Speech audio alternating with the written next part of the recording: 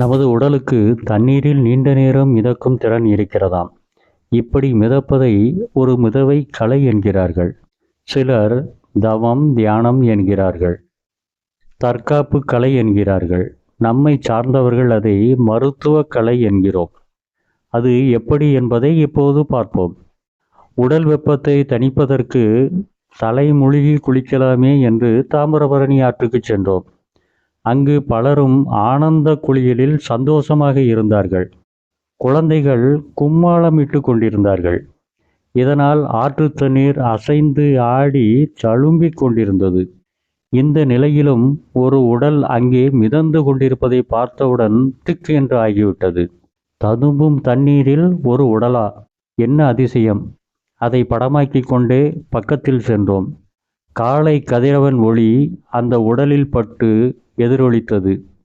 யாருடைய உடல் என்று அறிய அருகில் இருந்தவர்களை கேட்டபோதுதான் தெரிந்தது. அங்கே ஒருவர் அசைவின்றி தண்ணீரில் படுத்திருப்பதாக கூறினார்கள்.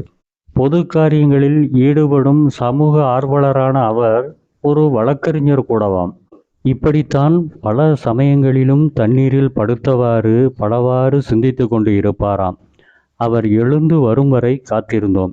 நீண்ட நேரம் ஆனது. பின்னர் வந்தார். அவரிடம் அந்த கலையை பற்றி நாம் கேட்டோம். அவர் சொன்னார், நம்மவர்கள் பலரிடமும் இந்த பழக்கம் இருந்ததாம். சுவாசத்தை கட்டுப்பாட்டுக்குள் வைப்பதன் மூலம் இது சாத்தியப்படும் என்றார். தொடக்கத்தில் நீச்சல் பயிற்சியை மேற்கொள்ள வேண்டுமாம். அதுபோல தண்ணீருக்குள் தோப்புக்கரண பயிற்சியும் செய்ய வேண்டுமாம். அடுத்ததாக சுவாச பயிற்சியாம்.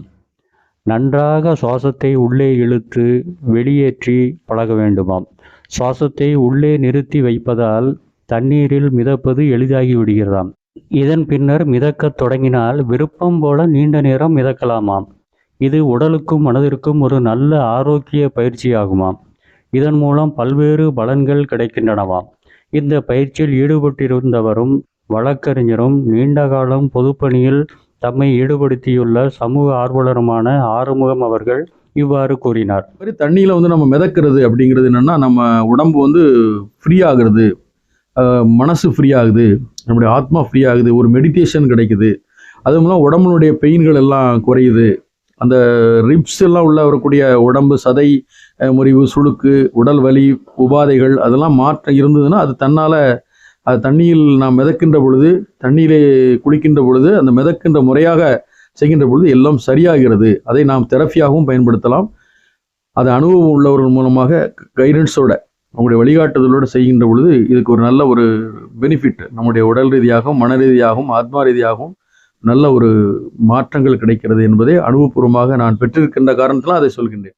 ஆற்று நீர், குளங்கள், ஏரிகள், நீச்சல் குளங்கள் இதில் குளிக்கிறதன் மூலமாக குழந்தை உண்டான தாய்மார்கள் கூட அதை ரெகுலராக குழந்தை பேருக்காக பயிற்சி பண்ணுறது மூலமாக இந்த தண்ணியிலே மிதப்பது, தண்ணியிலே ஸ்விம்மிங் பண்ணுவது, நிறைய நேரம் தண்ணியிலே படுத்து கிடப்பது, ரெண்டு பக்கமும் கவுந்து கிடப்பதும் இருக்குது, நிமிர்ந்து படுப்பது, ரெண்டு வானத்தை பார்த்து நிமிர்ந்து படுத்து ரெண்டுமே இருக்கிறது. ரெண்டு பயிற்சியும் செய்வதன் மூலமாக அவர்களுக்கு கால் எல்லாமே ரொம்ப காலையெல்லாம் உதைத்து காலையெல்லாம் ரிலாக்ஸாக, அது பெரிய பயிற்சி ஸ்ட்ராங் ஒரு கடின பயிற்சி இல்லாமல் ஈஸியான ஒரு தண்ணியிலே பண்ணும் பொழுது உடம்பு நல்ல வளைவு கிடைக்கும், ஃப்ளெக்சிபிலிட்டி வர்றதுனால அவங்களுக்கு குழந்தை பேர் கூட ரொம்பவும் இயற்கை சுகப்பிரசவம் என்று சொல்லுகிறார்கள். அது இயற்கையாக ரொம்ப ஃப்ரீயாக நடந்திருக்கிறது, தண்ணியிலேயே நடந்திருக்கிறது.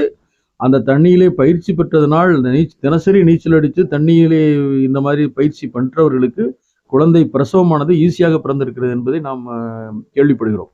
அதுபோல நம்ம உடம்புல சில ரிப்பு கீழே ஆக்சிடென்ட் மூலமாக வண்டியிலே கீழே விழுந்தவர்கள், தரையில் விழுந்தவர்கள், அவர்களுக்கெல்லாம் ரிப்பிலே சில பிரச்சனைகள், ரிப்பு விலகி இருக்கிறது, நகன்று இருக்கிறது, ரிப்பு 12, 4, 3 எல்லாம் விலகி இருக்கிறது என்பதெல்லாம் நாம் கேள்விப்படுகிறோம்.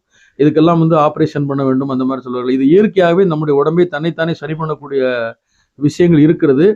இந்த சதை முறிவுகள் எல்லாமே சில தைலங்கள் போட்டு சரி பண்ணி கொள்ளலாம். விசகு, சுளுக்கு இதெல்லாம் இருக்கும்.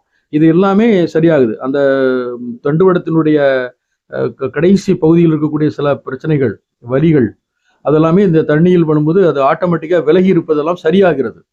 இதையெல்லாம் முறையாக பயிற்சி பண்ணுறது மூலமாக சரியானவர்கள் இருக்கிறார்கள். சரி பண்ண முடியும். இதை நம்ம இந்த பயிற்சியை பயன்படுத்தி கொள்ளலாம். அதன் மூலமாக நாம் ஆப்ரேஷன் அந்த மாதிரி இல்லாமல் நம்முடைய உடலை சரி செய்து கொள்ளலாம். அதுக்கு நம்முடைய இந்த நீர் வந்து பயன்படுகிறது என்பது. இயற்கை நமக்கு வழங்கியிருக்கும் இந்த கொடையான தண்ணீரில் மிதக்கும் பயிற்சியை மேற்கொண்டு ஆனந்தமோடும் ஆரோக்கியத்தோடும் வாழ வாழ்த்தி இத்துடன் தங்களிடமிருந்து விடைபெறுகிறோம்.